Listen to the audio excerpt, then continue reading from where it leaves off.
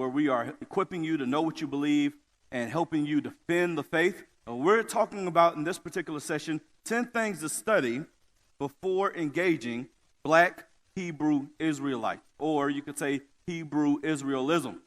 We want to equip you to really think about categories that you can begin to dive deeper in before you have conversations with people who would be a part of this sect. What we should believe as Christians is that you would know where the Christian faith stands on these particular issues, or at least think about how you can engage these issues with a Christian worldview or mindset. You cannot defend what you don't know. So we want to talk about these things as we engage our brothers and sisters of the same race or same community who are ensnared in the Black Hebrew Israelite cult. Number one, do you know how and why Christ fulfilled the law? For us to understand Christianity is to have a correct understanding of Christ and the law. This is a huge point that cannot be missed. I understand many Christians may be fuzzy at best when it comes to declaring the new covenant versus the old covenant. How do we know what to apply in the Old Testament? And is that for people in New Testament age? But I want you to know that there are several Christian traditions that have articulated orthodox views on this. Christ fulfilled the law. The main thing that you have to understand as a believer in Jesus Christ is that we are not justified by the law. Reading the King James Version, because many people of the Black Israelite sects only see that as a valid translation. King James Version, Romans 3, verse 20 says, "Therefore, by the deeds of the law, there shall no flesh be justified in his sight. For by the law is the knowledge of sin." Second thing that we need to study in order for us to engage Black Hebrew Israelites is, do you know how we received and translate the Bible? Do you have a general knowledge on how we received 66 books? Do you have a general knowledge on how the church throughout history decided that we would have 39 Old Testament books and 27 New Testament books? Do you know how you received that leather-bound book in your lap?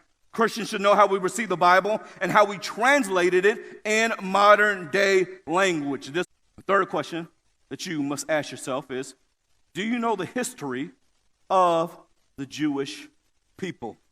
Now, you can think about this question. Do you know the history of the Israelites in the Old Testament?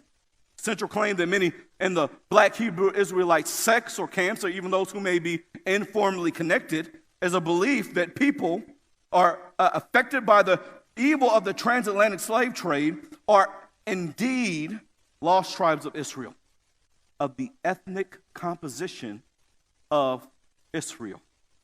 We know that in the Bible, there were several times when Israel engrafted other people. And this is helpful for us to understand that from the beginning, God has had a heart for all nations, tribes, and tongues. And in fact, Psalm 67 tells us that the Israelites are to be a light to the nations that they may know the glory of God. When we read Revelations, we understand that it will be all tribes, nations, and tongues that believe in Jesus Christ. And Romans 2, verses 28 through 29 tells us, "For he is not a Jew, which is one outwardly, neither is that circumcision, which is outward in the flesh, but he is a Jew, which is one inwardly. And circumcision is of the heart and the spirit, and not in the letter, whose praise is not of men, but of God." Fourth thing we need to understand is, do you know God's redemptive plan to save all people and nations? Fifth point I want us to consider before we engage those of Hebrew Israelism is this: are you competent to have a discussion about the Hebrew language? Now, friends, understand, I'm not calling you to be a scholar overnight in Hebrew.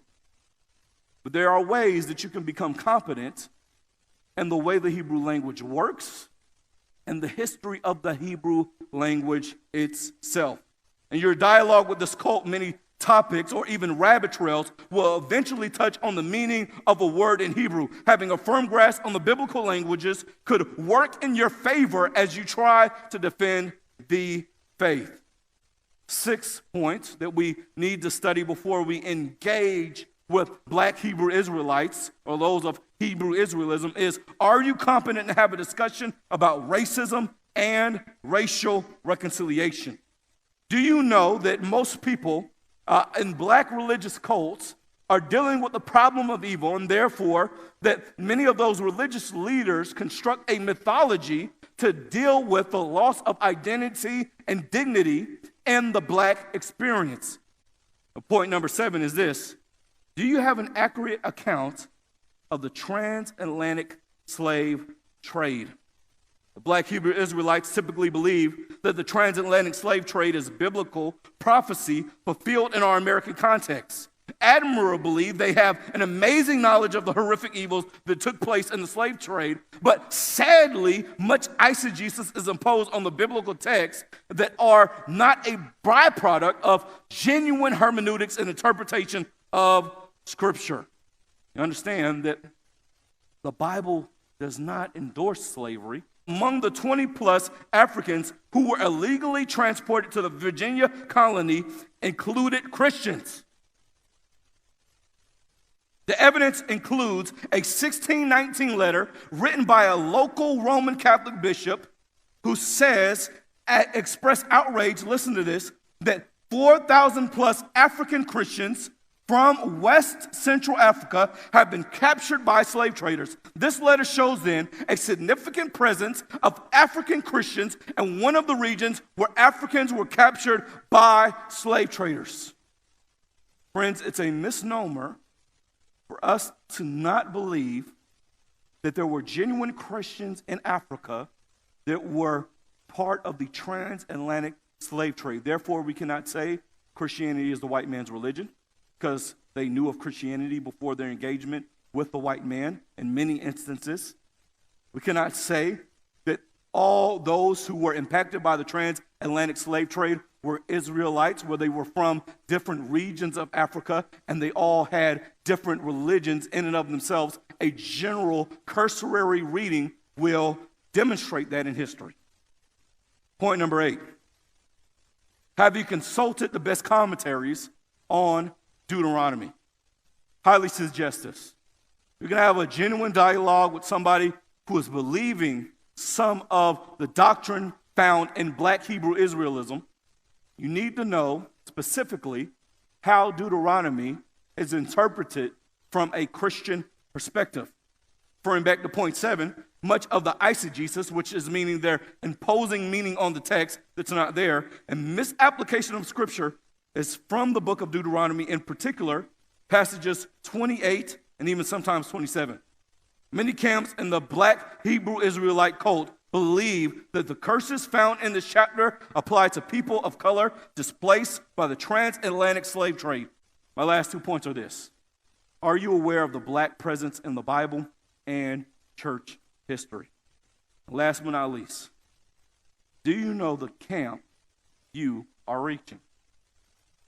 Before we begin to engage in any serious dialogue, it may be helpful to ask them what camp they ascribe to. It may be helpful to ask them if they actually are a part of a centralized group.